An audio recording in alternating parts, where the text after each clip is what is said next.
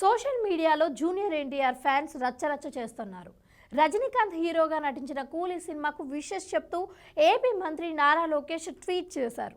సినీ రంగంలో 50 ఏళ్లు పూర్తి చేసుకున్న రజనీకాంత్కి శుభాకాంక్షలు. ఆయన యుగంలో పుట్టడం మా అదృష్టం. మా కుటుంబం అత్యంత కష్టకాలంలో ఉన్నప్పుడు ఆయన ఇచ్చిన బలమైన మద్దతు ఎప్పటికీ మరవను. ఆయన కూలీ సినిమా ఘన విజయం సాధించాలి అని కోరుకుంటున్నాను అని ట్వీట్ చేశాడు లోకేష్.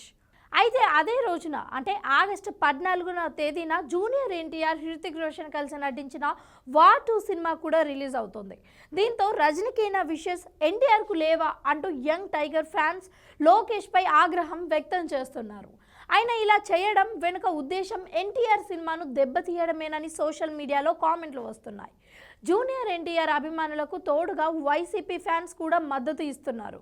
దీంతో సోషల్ మీడియాలో టీడీపీ మద్దతుదారులు, ఎన్టీఆర్ అభిమానుల మధ్య వాగ్వాదం రేగింది. మొత్తానికి లోకేష్ చేసిన ట్వీట్ ఇండస్ట్రీలో పెద్ద వివాదంగా మారింది. కాగా సూపర్ స్టార్ రజనీకాంత్ హీరోగా తెరకెక్కిన సినిమా కూలీ. నాగార్జున, ఉపేంద్ర, అమీర్ ఖాన్, శృతి హాసన్ వంటి ప్రముఖ నటులు కూడా ఈ సినిమాలో కీలక పాత్రలలో నటించారు. ఈ సినిమాకు ఏ సర్టిఫికేట్ లభించింది. దాదాపు 28 ఏళ్ల తర్వాత రజనీకాంత్ నటించిన సినిమాకు ఏ సర్టిఫికేట్ రావడం విశేషం. ఆగస్టు 14న ఈ సినిమా ప్రపంచవ్యాప్తంగా విడుదల కానుంది. ఇప్పటికే అడ్వాన్స్ బుకింగ్ భారీ స్థాయిలో జరిగాయి.